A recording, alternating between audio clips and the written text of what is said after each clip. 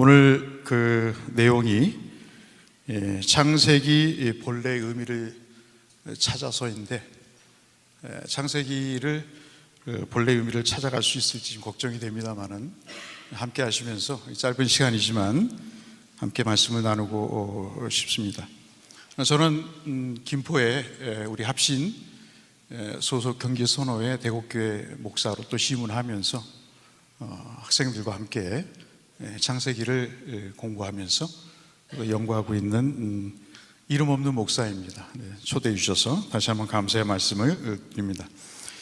오늘 여러분 교재를 한번 보시면 교재 그 활자가 여러분 어떻게 보시기에 어떠실지 모르겠습니다만은 제가 전공했고 또 오늘 나눌 말씀의 가장 주된 본문은 아브라함의 서술 부분입니다.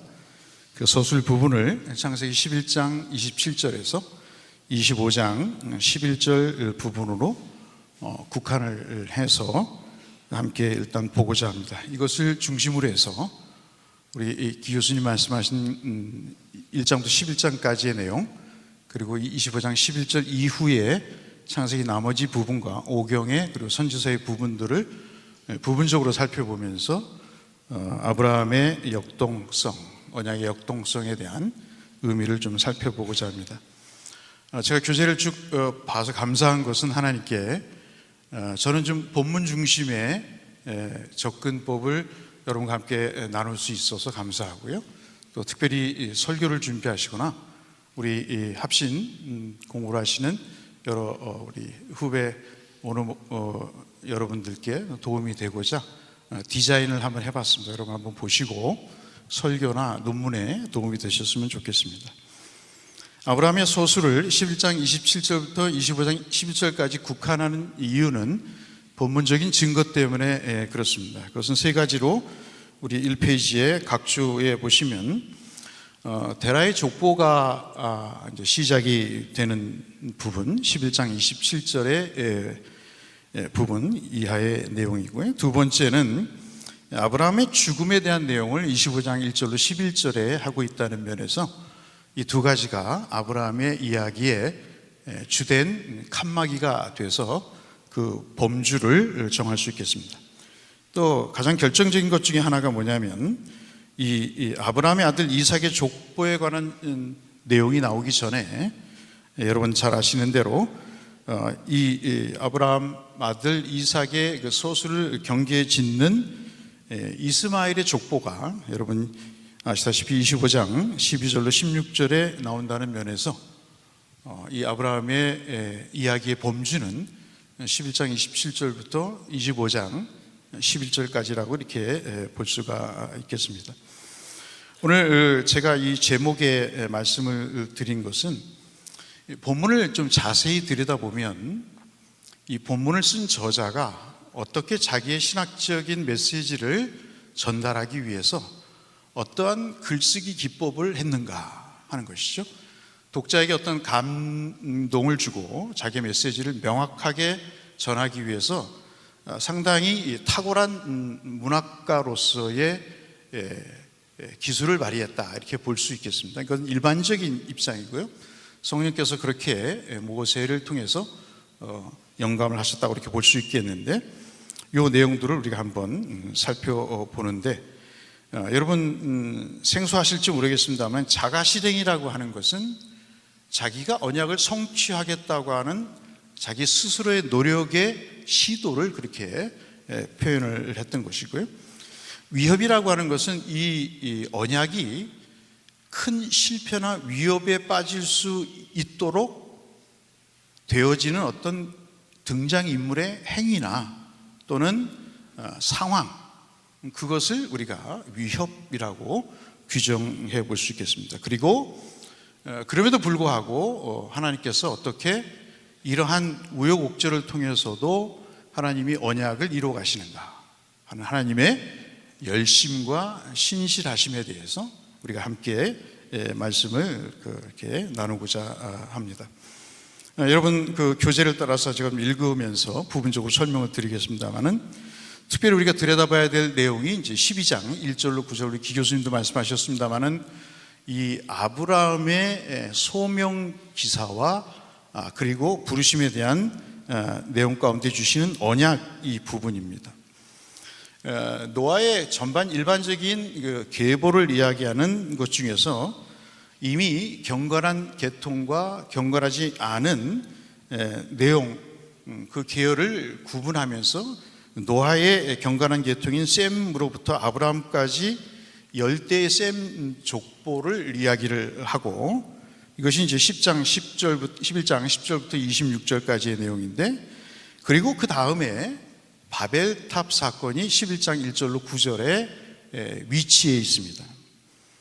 그리고 나서 그 바벨탑 사건 중에 우리의 이름을 내자라고 하는 이 셈이라고 하는 이름이라고 하는 이 일을 통해서 과연 본문을 읽는 사람이 어떤 이름을 내는 것이 창세기 저자의 의도인가 하는 것들을 구체적으로 제시하기 위해서 아브라함의 소명 기사를 창세기 12장 1절로 3절에 바벨탑 사건 직후에 배치하면서 자신의 메시지를 증거한다고 볼 수 있겠습니다.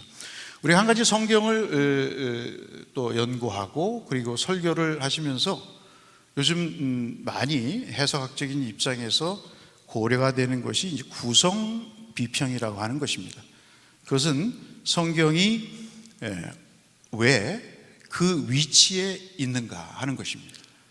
왜 순서적으로 시간적 배열이 아닌, 주제적 배열이 아닌, 왜 본문이 A라는 본문 다음에 B라는 본문이 있는가 하는 것들을 규정하는 것이 성경을 텍스트가 텍스트로 이해하게 되는 중요한 기준점이 되겠고요. 또 하나는 본문은 홀로 외딴 섬처럼 있는 것이 아니고 본문은 서로 연관되어 있다 하는 그런 측면에서 이 본문의 배치는, 구성은 굉장히 중요하다, 이렇게 볼 수가 있습니다. 그래서 제가 이제 모두의 바로 이 말씀을 먼저 드리는 것입니다. 우리가 흥미롭게 생각할 내용은 하나님께서 아브라함에게 언약을 말씀하시면서 그 아브라함의 등장을 알리는 데라의 족보에 그 언약을 성취하여야 될, 특별히 후손의 성취를 주된 언약의 내용으로 삼고 있는 아브라함의 언약을 성취해야 될 장본인 사례가 불임이라는 것으로 시작된다는 것을 우리가 꼭 기억할 필요가 있습니다. 이것이 11장 30절의 내용이죠. 그래서 이것이 불임과 아브라함에게 주시는 소명과 언약과 벌써부터 상당한 상충되는 분위기를 그 본문의 내용으로 이미 드러내고 있으면서 이 본문을 읽는 사람으로 하여금 고개를 갸우뚱하게 하는 그러한 소설적 분위기를 만들어 가고 있다 하는 것에 우리가 좀 착안을 해야 될 것 같습니다. 그 다음에 또 하나 생각할 것은 이 아브라함이 일방적인 부르심을 받고 여호와와 언약을 체결하는 이 부분에서 특별히 구약에서 잘 쓰지 않는 자식이라고 하는, 발라드라고 하는 용어를 쓰고 있다는 것이 굉장히 독특한 내용입니다. 실제로 말씀드렸다시피 자녀를 낳을 수 없는 불가능한 여인을 향해 아브라함에게 자녀의 복을 말씀하신다는 것이 상당히 어불청설 같은 그런 느낌을 받게 하면서, 사실 구약에 거의 찾아볼 수 없는 이 자녀라고 하는 단어를 쓰시면서 상황과 전혀 상반된 그러한 말씀을 하고 계시는 것이 이채롭습니다. 특별히 이방 땅에서 살던 아브라함을 그 본토에서 부르시고 새로운 땅으로 인도하셔서 큰 민족을 이룰 자손을 약속하시는 이 부분은 상당히 고무적입니다. 그리고 이것이 그냥 선언적으로 끝나는 것이 아니고 명령 형태로 되어 있고, 두 차례의 명령과 아시는 대로 두 차례의 약속의 형태로 되어 있다는 것이죠. 두 차례의 명령은 여러분 잘 아시는 가라 라고 하는 명령으로 12장 1절에 되어 있습니다. 우리 잘 아시는 레클레카라는 이 단어를 써서 아주 적극적으로 그리고 아주 강한 어조로 아브라함에게 약속에 대한 성취의 의지를 불임 여성을 전제로 해놓고 화두를 던지신다는 것이 굉장히 인상적입니다. 이것이 이제 두 차례의 명령이고요. 그래서 가라라는 명령과 복이 될지라는 이 두 가지의 명령을 말씀하시고 2절까지 12장 2절 그리고 두 차례의 약속을 하시는데 너는 큰 민족을 이루고 그리고 너로 말미암아 복을 얻을 것이라 하면서 이 두 가지의 또 약속을 명령과 함께 하십니다. 그러니까는 우리가 주시하신 바대로 하나님의 약속은 명령과 그리고 약속으로 구성되어 있다. 본문적으로 그렇게 정리해 볼 수 있겠습니다.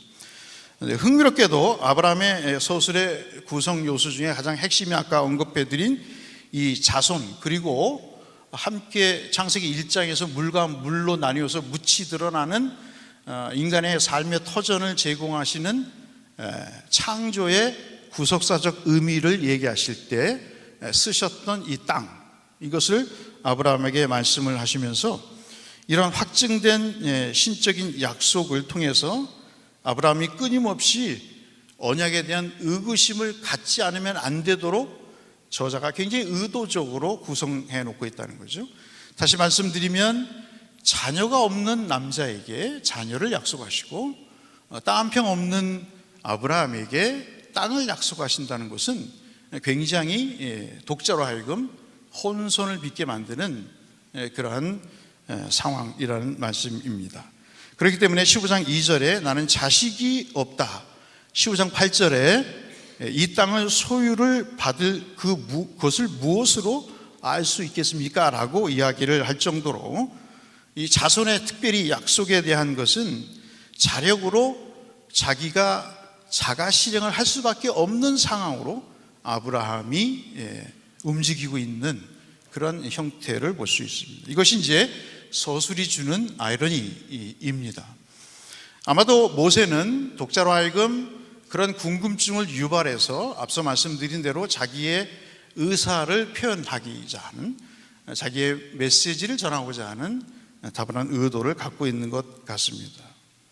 그래서 이 자손에 대한 약속은 자가 실행이라고 하는 그런 형태로 나타나게 되고, 땅의 약속은 이 땅을, 가나안 땅을 드디어 들어가서 가나안 땅에 입성하는 보도와 동시에 어느 정도의 시간적 간격이 있었는지는 본문이 정확히 말하고 있지 않습니다만은 주저하지 않고 네게부 남쪽 지역으로 이동하는 것을 봐서 그가 땅에 대한 약속에 대한 아주 상당한 불신을 갖고 있었다 하는 면도 우리가 찾아볼 수 있습니다. 그래서 이 땅에 관한 약속이 아브라함과 족장들에게 나타났던 현상은 바로 위협적인 행동을 통해서 땅에 대한 약속이 그렇게 언약을 위협하는 형태로 나타나고 있다고 볼 수 있겠습니다. 정리하면 자녀에 대한 약속은 자가 실행, 자기의 노력을 시도하는 것으로 나타나고,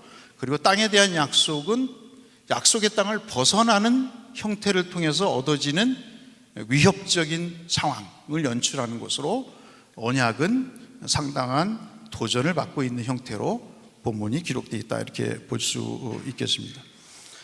왜 이렇게 모세가 이 본문을 이렇게 구성했을까 하는 것입니다. 여러분이 글을 쓰시는 입장이라면 어떠한 기법을 쓰시겠습니까?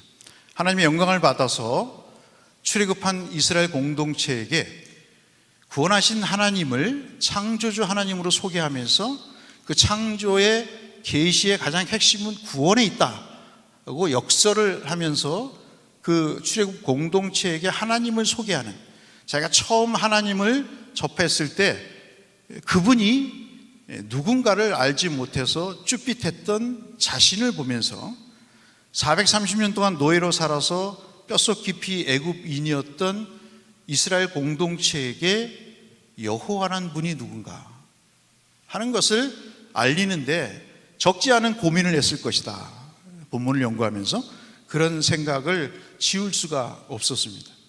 그래서 그가 선택한 것은 이런 도도히 흐르는 하나님의 언약 성취에 대한 열심과 신실성을 어떻게 강조를 할까 아마 고민을 했던 것 같고, 그래서 거기에 자가실행이라고 하는 또 하나의 언약에 대한 불신앙적 요소와 또 위협이라고 하는 또 다른 형태의 언약에 대한 불신의 요소들을 첨가하면서 하나님의 언약의 신실성을, 성취에 대한 신실성을 돋보이게 만드는 그런 기법을 쓰고 있지 않는가, 이렇게 볼 수 있겠습니다.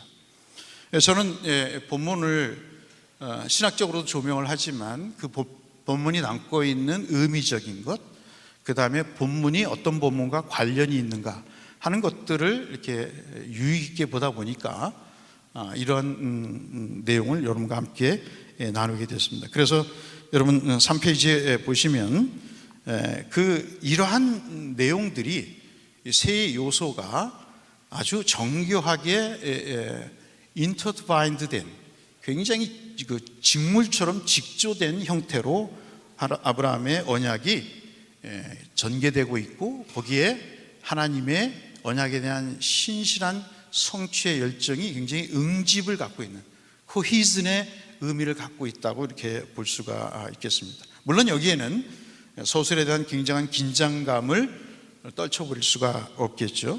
4쪽에 보시면 아브라함의 계간에 대한 내용을 잠깐 실어놨습니다. 여러분 교과서나 또는 목회를 하시면서 여러 참고 도서를 통해서 아브라함의 소설에 대한 이 5가지의 큰 말씀의 단락들을 여러분 잘 아실 것이고, 그 중간 핵심에 11장 25절로 25장 11절 모두의 말씀드린 아브라함의 서술이 그 중심을 이루고 있고, 이것은 시내산 언약의 기초가 될 뿐만 아니라 앞으로 모세오경 전체의 기조가 되고 선지서의 메시지의, 역사서의 하나의 기준이 되는 그런 역할로 자리한다고 볼 수 있겠습니다.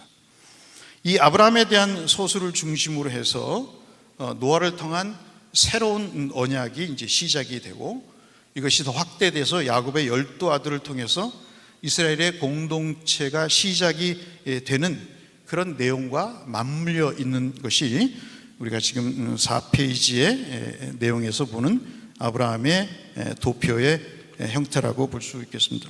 35페이지군요. 여러분 교재 35페이지로 되어 있습니다. 그 다음에 여러분 또 하나의 그림을 35페이지 밑에 하단에 보실 수 있겠는데, 이것은 여러 가지 학자들의 내용을 분석을 해서 다시 정리를 해놓은 상황입니다. 이 도표가 지금 잘려서 35쪽과 36쪽에 함께 있는 것을 이렇게 마주 보시면 좋을 것 같습니다. 두 번째에 있는 땅의 약속에 대한 소술 12장부터 14장까지의 내용과 후손에 관한 소술로 볼 수 있는 20장과 24장이 마치 바구니와 같은 형태로 되어 있어서 거기에 뭘 담고 있느냐, 한 면에는 언약을 담고 있는데 이것이 15장, 17장의 내용이고, 또 18장, 19장에는 심판이라고 하는, 그러니까 언약이라고 하는 이 한 과일과 그리고 심판이라고 한 과일이 이 바구니에 담겨져 있는 형태로 되어 있고, 그리고 그 바깥 부분은 도입부와 종결부로 되어 있어서 마치 아브라함의 이야기가 상당히 아주 큰 바구니의 형태로 되어 있다는 것을 여러분에게 말씀을 드리고자 그렇게 한번 그림을 그려봤습니다. 36쪽에 있는 내용은 그 아브라함의 내용을 좀 더 자세하게 풀어서 아주 자그마한 말씀의 단위로 다시 세분화한 것이고, 이것은 역시 여러분이 여러 가지 주석이나 또는 자료를 통해서 이미 확인하신 내용이라고 볼 수 있습니다. 이 구조의 가장 핵심은 우리가 주시하신 바대로 언약에 초점을 맞추고 있는 것이 분명한 사실입니다. 아브라함이 갈대 때와 우리에서 부름받은 그 주체이신 하나님께서 아브라함과 그의 자손들을 성별하셨다고 하는, 아까 김 목사님, 교수님도 말씀하셨습니다마는 부르심뿐만 아니라 어떤 선택의 주제도 거기에 아브라함의 소명에도 담겨 있기에 이런 성별을 하셔서 장차 가나안 땅에 들어갈 원대한 목적을 이루기 위해서 부르셨다는 것이 이제 박윤선 박사님의 또 이 부분에 있어서의 중요한 포인트라고 볼 수 있겠습니다. 이러한 관점은 우리로 하여금 어디로 눈을 돌리게 하냐면 앞서 언급해드린 12장 1절로 3절에 아브라함의 소명기사로 눈을 돌리게 하는 것입니다. 제가 좀 더 부연해서 말씀을 드리면 아브라함의 언약을 이해하기 위해서는 12장 1절로 3절에 아브라함을 부르신, 그리고 아까 말씀드린 두 개의 명령과 두 개의 약속을 말씀하시는 그 내용이 전체적인 아브라함과 관련된 언약의 방향성을 제시한다는 의미에서 굉장히 큰 역할을 하고 있다. 아마도 모세는 그렇게 의도를 해서 어떠한 한 화두를 전하기 위해서 한 본문을 가장 기준적인 본문으로 제시를 하고, 그리고 기준적인 본문을 통해서 나머지의 말씀들을 확대해서 설명해야 하는 형태로 아마도 디자인을 한 것 같습니다. 이것을 좀 더 달리 말씀을 드리면 오경의 모든 말씀의 흐름의 전개의 패턴이 하나 있는데, 그것은 과거의 사건이 미래의 사건을 예시한다는 내용입니다. 과거의 사건은 과거에 발생된 사건으로 끝나지 않고 그 화두와 그 행위와 그 상황은 그 다음에 나올 미래적인 내용을 미리 예시를 하고 있다는 면에서 아주 독특한 기능이다, 이렇게 볼 수가 있겠습니다. 아마도 모세가 시내산 언저리에서 이 출애굽한 이스라엘 공동체에게 창조주 하나님이 곧 구원주 하나님이라는 사실을 말씀하기 위해서 과거에 어느 시점에 있었던 그 사건을 지금의 출애굽의 상황으로 유도하기 위한, 이끌기 위한 그런 바램, 그것을 이해하기 위한 아마도 간절한 바램이 있었지 않았는가. 너희를 구원하신 하나님이 너희를 창조하셨고, 그 창조는 단순한 물리적인 창조가 아닌 구원을 전제로 한 창조요, 그것은 모두에게 주시고자 하시는 토부라고 하는 선, 즉 안식으로 표방되는 하나님과 인간의 정말 형용할 수 없는 완전한 관계적 의미의 평안을 이루기를 원하는 하나님의 뜻을 전달하기 위해서 이렇게 하지 않았나 하는 생각을 우리가 떨쳐버릴 수가 없습니다. 자, 그렇다면 여러분 37쪽에 아까 기 교수님도 말씀하셨습니다만 좀 중첩이 되더라도 좀 다른 본문 중심 각도에서 여러분 한번 말씀을 나누고자 하면 그 표를 한번 봐주시면요, 앞서 언급해 드렸던 대로 두 번의 명령과 두 번의 약속이 있습니다. 이 약속은 어떤 학자들은 약속이 아니라 명령이다, 또는 약속된 명령이다, 뭐 이렇게 표현을 하는데, 굳이 설명을 드리면 명령과 구분하기 위해서 우리가 약속이라고 또 명명할 수 있겠습니다. 가라, 그리고 복이 될지라 하는 이 12장 1절 세 번째 구와 그리고 12장 2절의 세 번째 구에서 우리는 하나님의 강한 아브라함을 부르시는 그런 의지와 또 약속을 이루시기 위한 부르심이라는 사실을 볼 수 있습니다. 그리고 그 가라라는 그 명령 사이에 언급해 드리겠습니다마는 가지 않으면 복이 되지 않는다는 논리적 그 관계성이 있습니다. 무슨 말씀이냐면 가라고 하는 명령 속에는 네가 가야 복이 된다고 하는 순종을 요구하고 계시다는 것입니다. 즉 가라고 하는 믿음에 대한 하나님이 요구를 하고 계시는 그런 구조라는 말씀이죠. 약속도 마찬가지입니다. 너로 큰 민족을 이루겠다는 그 약속을 믿으면 땅의 모든 족속이 너로 말미암아 복을 받는 복의 근원이 될 것이다 하는 것을 말씀한다는 차원에서 우리가 이 서술의 흐름, 말씀의 흐름을 우리가 좀 더 아주 민감하게 접하면 의미 전달이 좀 되지 않을까 하는 생각을 가져봅니다. 이 말씀을 통해서 인류가 스스로 선과 악의 지식을 갖기 위해서 여러분 창세기 이 타락의 부분에서 나타났듯이 스스로 범죄로 인한 형벌을 자초하게 됩니다. 그리고 에덴 동산에서 추방되어서 에덴 동산과 지역적으로 방향적으로 떨어진 동쪽으로의 이주를 지속적으로 합니다. 창세기의 모든 내용을 보시면 타락 이후에 모든 사람들이 보여주는 형태가 뭐냐면 아브라함까지 모든 아담부터 시작된 모든 인류가 에덴을 두고 동쪽으로 이주하는 모습을 볼 수 있습니다. 롯도 마찬가지죠. 그래서 이 창세기의 저자는 에덴을 기점으로 한 방향, 이것은 아주 로컬리한 부분이 아닙니다. 어떤 동서남북의 그런 의미보다는 어떤 은유적인 상징적인 의미가 있는 것이죠. 그 에덴과는 전혀 다른 동쪽으로의 이주를 하게 되는 것을 굉장히 반복적으로 강조를 하면서 그 이야기 끝에 특별히 셈의 두 계통, 아까 말씀드렸던 에벨과 욕단으로 확장되는 이런 10장 21절로 32절의 계열과 그리고 성건축자들이 신할 평지에 이르게 되었다는 이런 보도까지, 그리고 앞서 말씀드린 조카 롯이, 아브라함의 조카 롯이 여호와의 동산 같은 소돔과 고모라와 소알, 지금으로 보면 사해 중남부 지역이 되겠죠. 이 지역에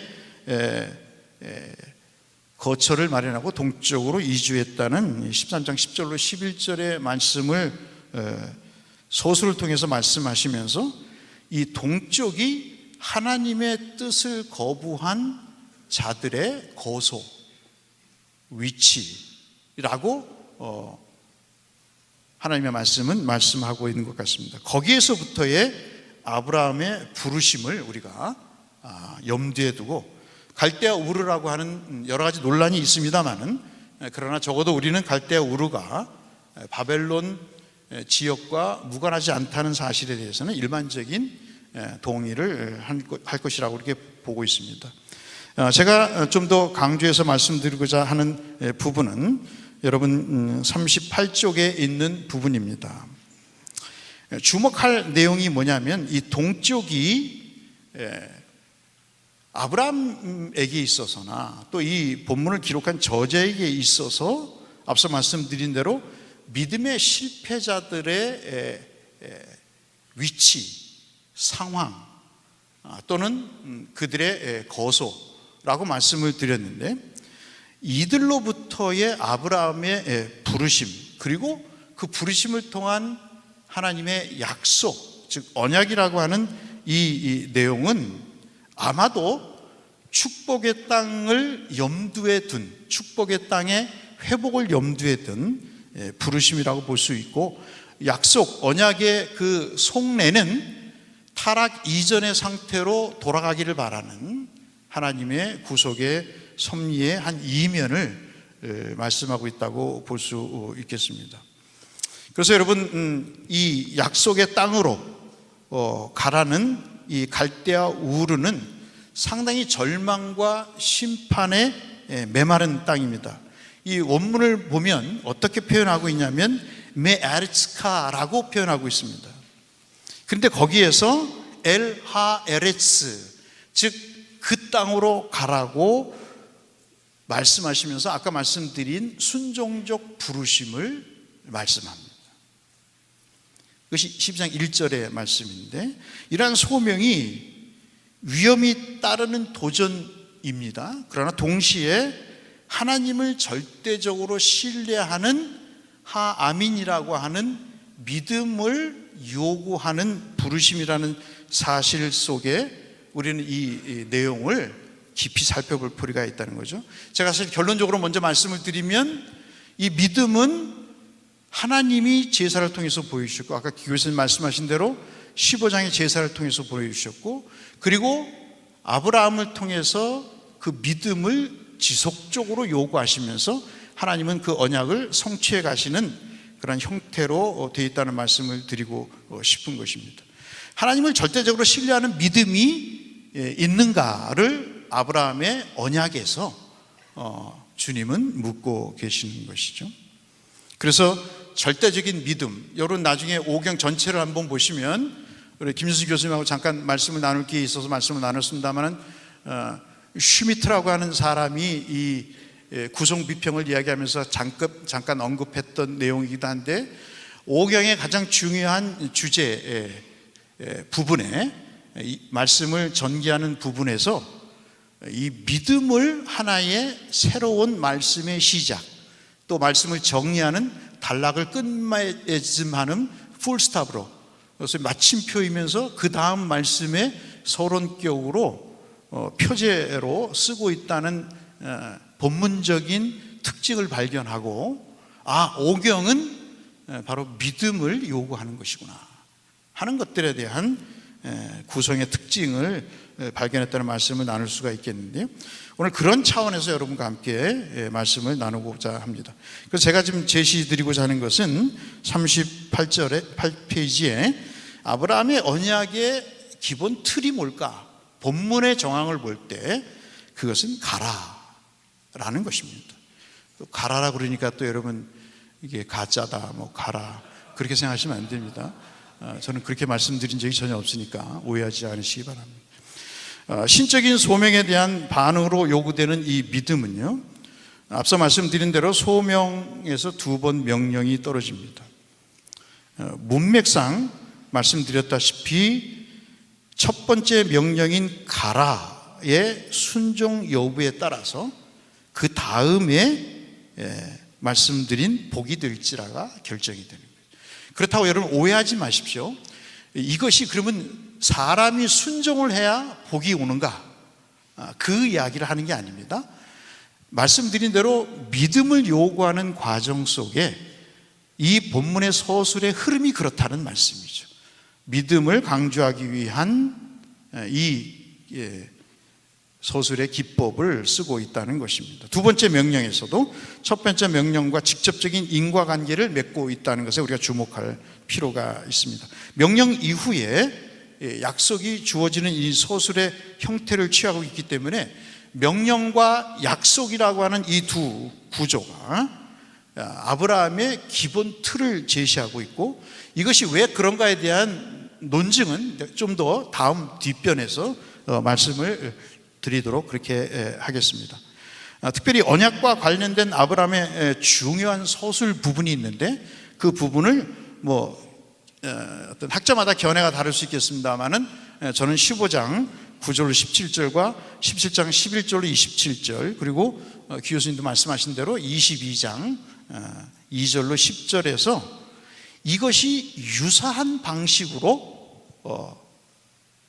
말씀이 전개되고 있다는 것입니다. 가라, 복이 될지라, 너는 큰 민족을 이루고 너는 복의 근원이 될 것이라는 이 명령적 형태와 약속이 여기에만 국한된 것이 아니고, 12장에만 국한된 것이 아니고 15장에도 17장에도 22장에도 그렇게 반복해서 얘기되고 있는 모습을 보면서 이 도표 여러분 어디를 보시냐면 40쪽에 보시면 그것을 좀 이렇게 기록해 놨습니다.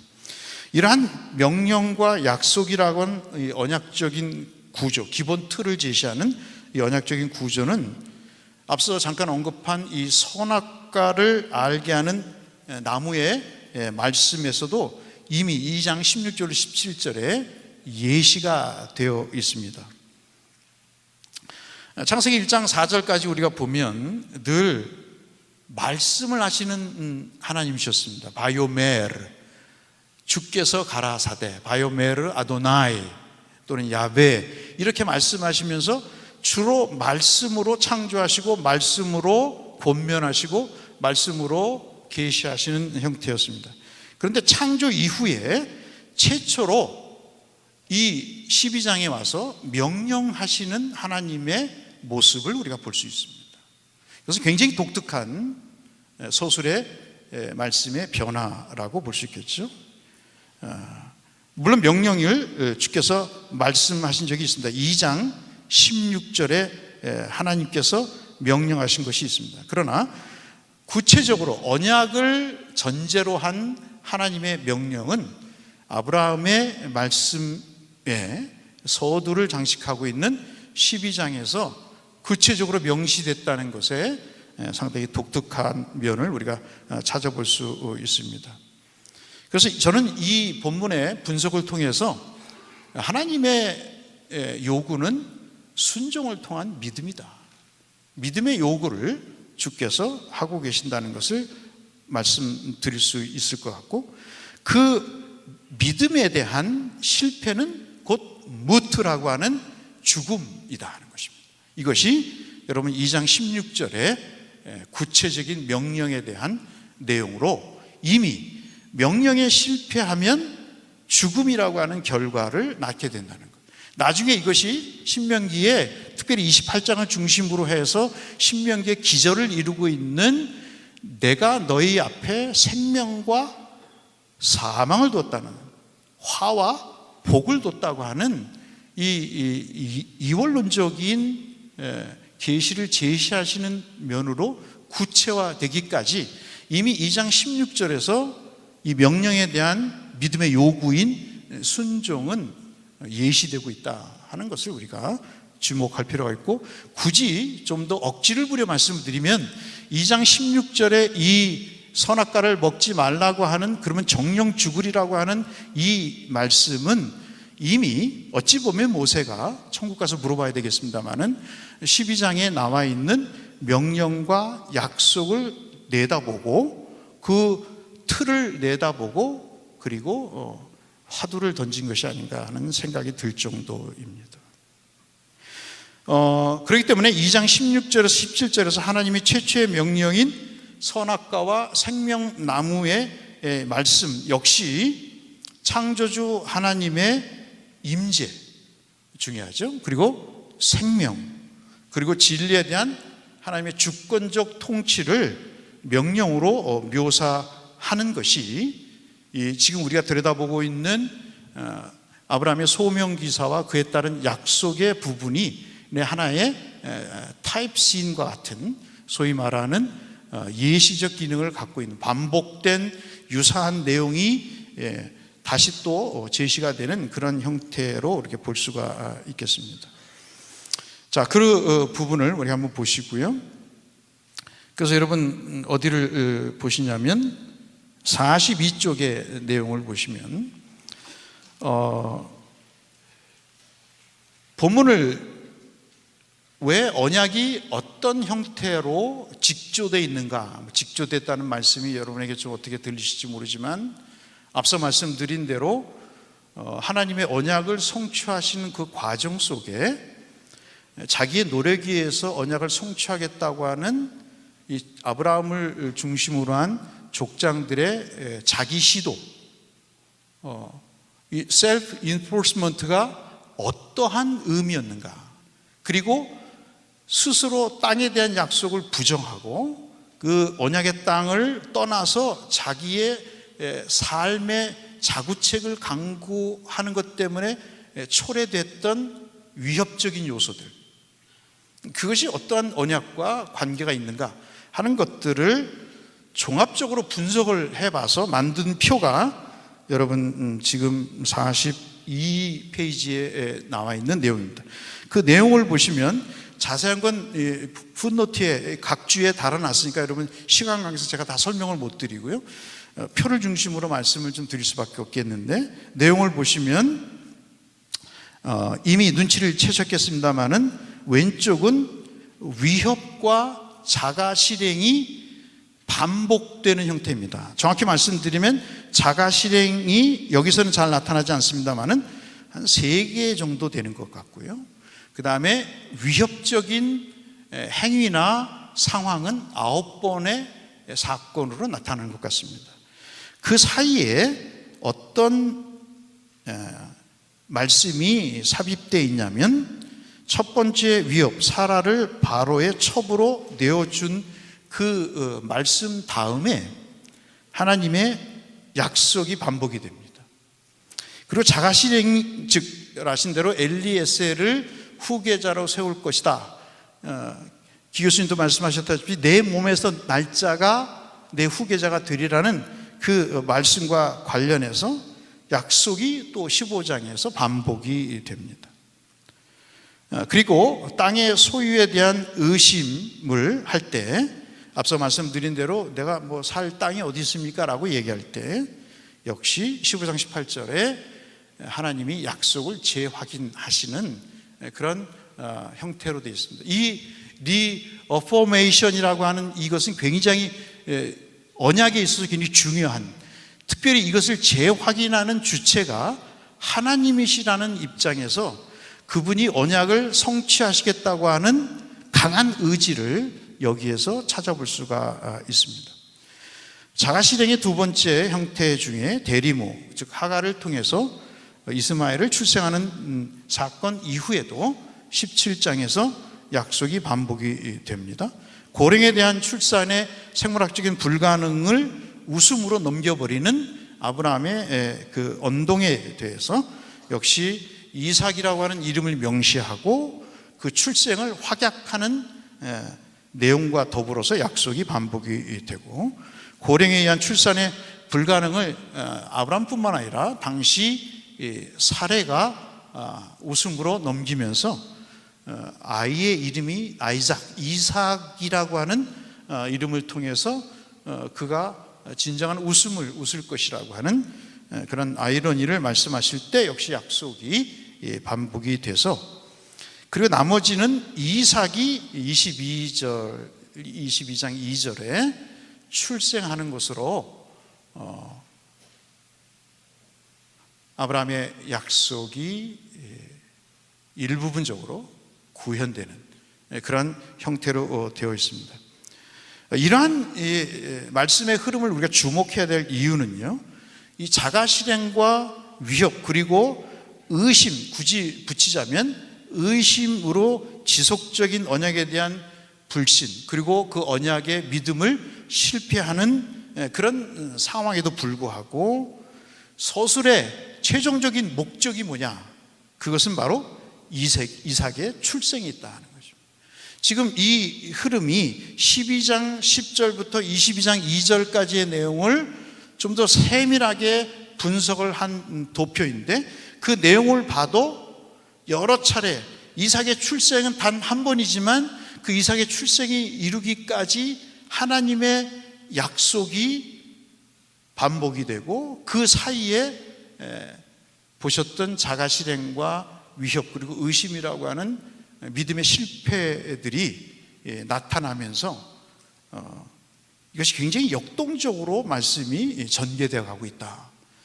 우리가 어떤 면에서 보면 강해 설교나 본문 중심의 설교를 하실 때 이런 부분들을 우리가 좀 이렇게 감지해서 하나님이 어떻게 우리의 실패에도 불구하고 하나님이 어떻게 당신의 뜻을 열심을 이루어 가시는지에 대한 본문적인 내용을 설명해 주시면 아마 성도들의 자기 정황, 자기의 세팅에 맞게 해석을 하면서 아마 감동을 받지 않을까, 그런 생각도 해보게 됩니다.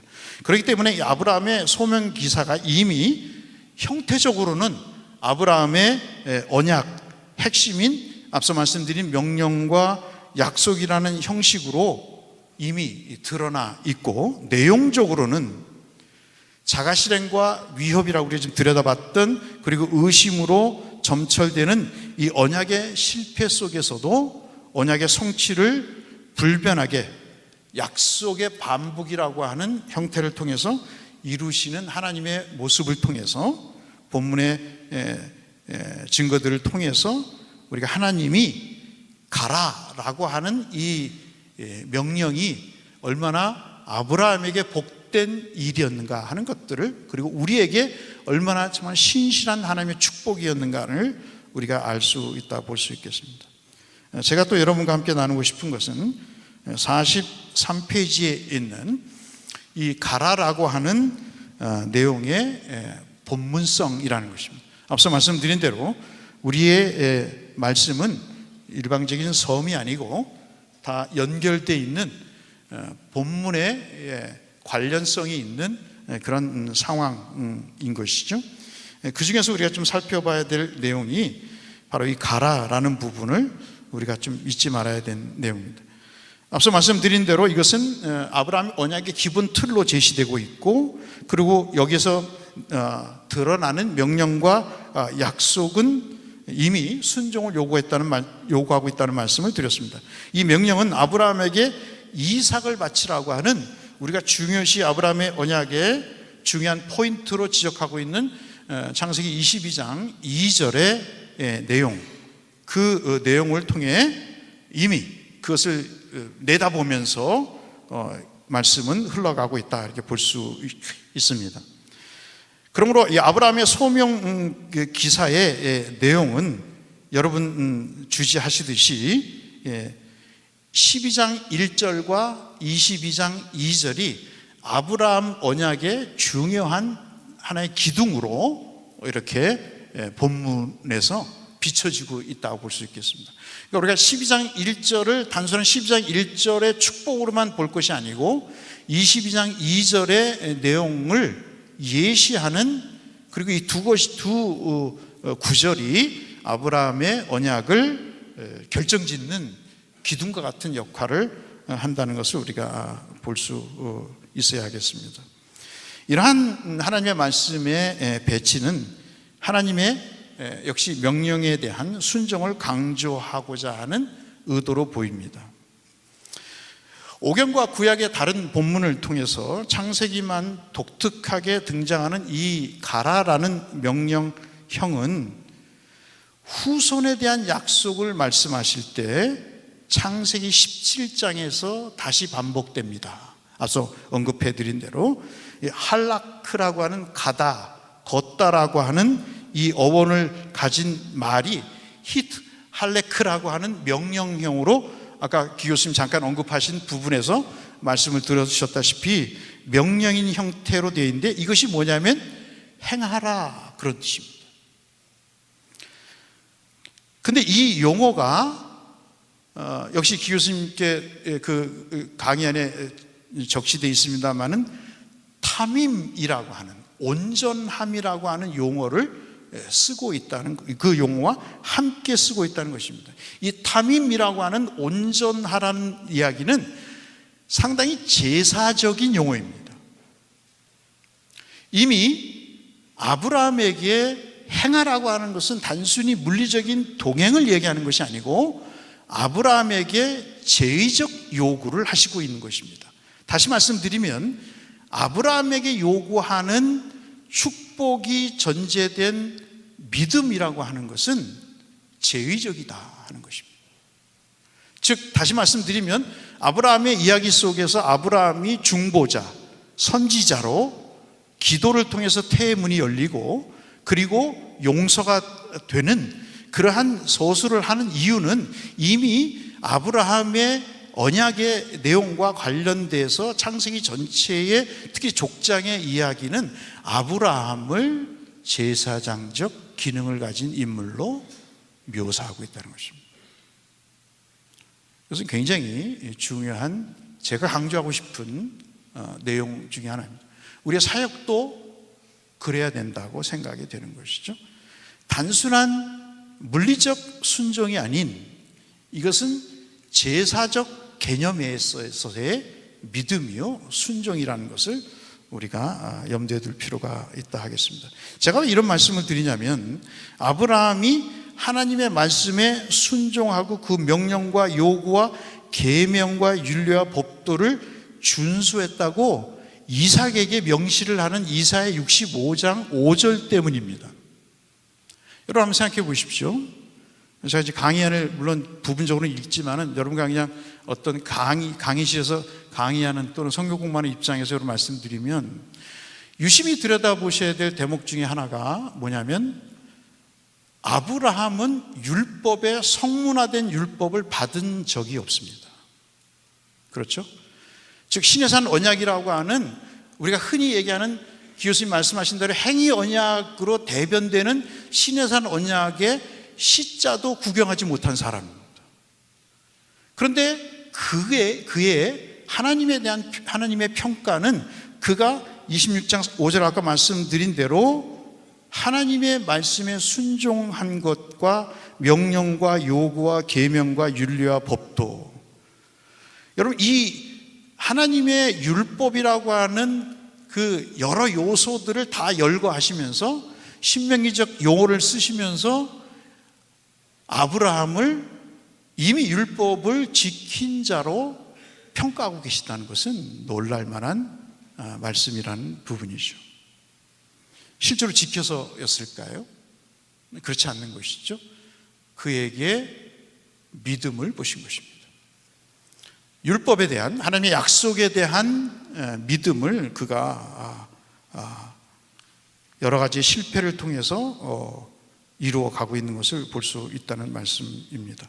그래서 이 12장 1절과 17장 1절 그리고 22장 2절은 아브라함의 아주 독특한 언약을 특성을 내포하고 있을 뿐만 아니라 그리고 이것은 서로 하나님의 소명기사에 나타난 아브라함의 소명기사에 나타난 내용들 거기에서 요구되는 믿음을 이미 담고 있다, 반복적으로 담고 있다 하는 면에서 서로 연관되어 있다, 본문적 관계성이 있다는 것을 우리가 정리해 볼 수 있겠습니다. 여러분 교재 44쪽을 한번 보시면 44쪽의 내용을 보시면 이 부분을 좀 더 자세하게 설명을 해놨습니다.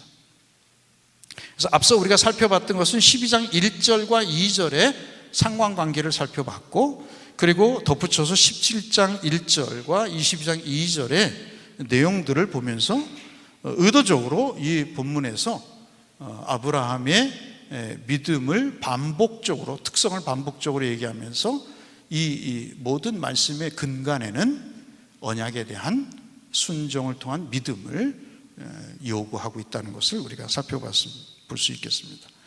주목할 점은 이러한 모든 서술이 22장 2절에 바치라고 하는 명령에 대한 믿음의 순종이 하나님에 대한 경외로 달리 표현되고 있다는 것입니다. 그것이 어디냐면 22장 12절에 내 있습니다. 여러분 잘 아시는 대로 이삭을 바치고 난 다음에 네가 하나밖에 없는 아들 독자를 아껴서 내게 바친 것을 보면서 네가 나를 경외하는 것을 내가 이제야 알았다 그럽니다.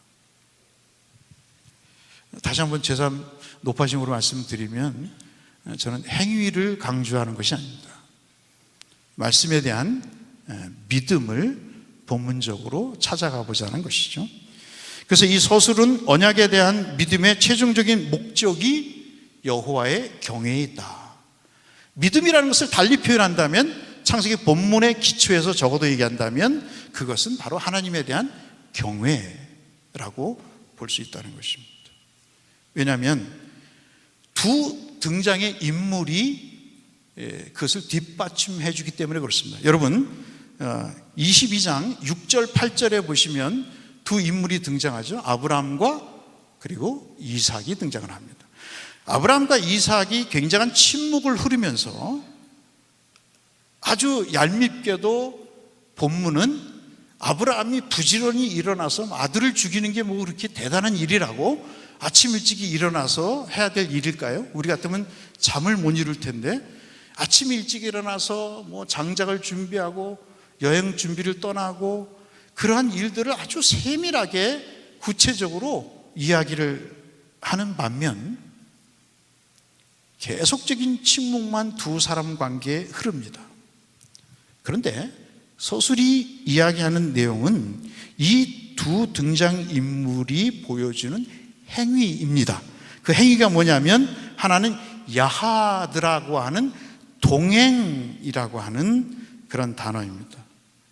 이게 영어 성경에서는 unitedness라고 되어 있습니다. united, 하나가 되었다 하는 것입니다. 연합이 되었다 하는 것입니다. 이것이 부사 형태로 나타나서 동일하게 반복이 되고 있는데 22장 6절에서는 두 사람이 동행하더니, 그리고 22장 8절에서는 두 사람이 함께 나아가서 라고 되어 있습니다. 무엇을 얘기하냐면 아브라함과 이삭의 능동적 순종을 얘기합니다. 이것은 서술이 우리에게 주는 중요한 포인트 관점입니다. 한국교회가 어려운 이유 가운데 하나는 이러한 본문적인 이해가 기초되지 않은 신학이 세워지기 때문일 것입니다. 저도 많은 학회를 참석을 하고 글을 써서 내지만 상당히 앞서 말씀드린 믿음이 경외요, 그리고 그것은 하나님의 약속에 대한 합일된 순종, 그것이 얼마나 중요한가를 우리에게 일깨워주는 대목이라고 볼 때, 그래서 이 아브라함을 불러서 언약을 체결하신 분명한 목적은 바로 여기에 있다 볼 수 있겠습니다. 믿음으로 갈대아 우르의 메마른 저주와 멸망의 땅을 떠나서 앞서 말씀드렸던 그 사라의 부림은 메마르다라는 것으로 나타납니다. 그것이 기조가 되어 있는 것인데, 그 기조의 내용 가운데 메마름을 정말 해결할 수 있는 중요한 단초는 하나님에 대한 믿음이라는 것이죠. 그래서 여러분 44쪽에 보시면 아브라함의 언약의 역동성을 얘기를 하면서 지금까지 설명해 드린 내용을 다 정리해 놓은 것이 46쪽에 있는 도표입니다. 글씨가 작아서 여러분 어떠실지 모르겠습니다만은 한번 보시면 지금까지 3번의 자가 실행과 9가지의 위험, 가나안 땅을 떠나서 벌어진 일들에 대한 내용들을 설명해 드렸습니다. 그리고 그 도표 다음에 나오는 것들은 다 자가 실행이 어떤 상황을 통해서 이루어졌는가를 설명을 드리는 내용이고요. 처음에 자가 실행은 롯과 엘리에셀과 이스마엘을 통해서 이루어지는 내용들을 말씀을 드린 것이고, 그 다음에 9가지의 위협은 도표에서 역시 따로 별도로 여러분에게 말씀을 제시해 드렸습니다. 그것이 51쪽에 나와 있는 이방 왕의 첩으로, 그리고 인신지혜사, 그리고 불임, 형제의 갈등, 그리고 기근의 형태로 나타나는 것으로 이렇게 정리해서 살펴볼 수가 있겠습니다. 말씀을 좀 맺어야 될 것 같습니다. 말씀을 맺기 전에 여러분 어디를 보시냐면 59쪽의 내용을 보시면 그 스킵한 부분은 여러분이 읽어보시면 이해하실 수 있도록 그렇게 구성을 해놨으니까 그걸 보시면 좋을 것 같고요. 59절의 위협과 관련해서 서술을 종합해서 하나의 그림으로 그린다면 바로 이러한 형태가 되지 않을까 싶습니다. 약속의 땅에 거주할 때 사람들은 안전하고 번성하고 평안하는 타락 이전에 하나님의 축복을 맛볼 수 있지만, 그러나 그 땅을 떠났을 때 위험과 약속의 성취에 대한 긴장감, 실패가 예측되는 그런 형태로 취하고 있다는 것을 소설은 이야기하고 있는 것 같습니다. 마지막으로 여러분 60쪽에 보시면 이 부분은 저를 가르쳤던 교수의 내용을 제가 다시 수정을 해서 보완을 한 내용입니다. 지금까지 말씀드린 아브라함의 언약이 얼마나 역동적으로 흘러가고 있는가 하는 것들에 대한 내용을 도표로 그려봤습니다. 불임에서 큰 민족을 이루는 말씀에 이르기까지 얼마나 많은 일들이 있었는가, 얼마나 많은 불순종과 얼마나 많은 실패들이 있었는가. 그럼에도 불구하고 하나님은 그들을 벌하시거나 그들을 외면하지 않으시고 당신의 역사를 끝까지 이루어 가시는 모습을 우리에게 보여주시면서 당신의 언약에 대한 신실함을 말씀을 하고 있다고 볼 수 있겠습니다. 저는 말씀의 결론으로 그리스도의 능동적 순종, 요즘 화두가 되고 있는, 그리고 예수 그리스도의 수동적 순종, 형벌에 대한 요구에 순종을 하시고, 그리고 명시적인 하나님의 규범적 요구에 능동적으로 십자가를 지실 뿐만 아니라 하나님의 의를 이루어 가시는 그리스도의 모습을 우리는 아브라함의 언약을 통해서 볼 수 있겠다. 따라서 우리에게 지금 필요한 것은 믿음이요, 다시 말씀드리면 하나님에 대한 경외요. 그 일에 대해서 우리가 실패하지 않고 하나님을 신실하게 믿고 가는 것이 교회와 우리의 신학과, 그리고 박윤선 박사님의 계시 의존적 신앙을 우리가 이루어가는 중요한 밑거름이 되지 않나 하는 취지에서 오늘 강의를 드렸습니다. 짧은 시간 부족한 강의를 경청해 주셔서 대단히 감사합니다. 고맙습니다.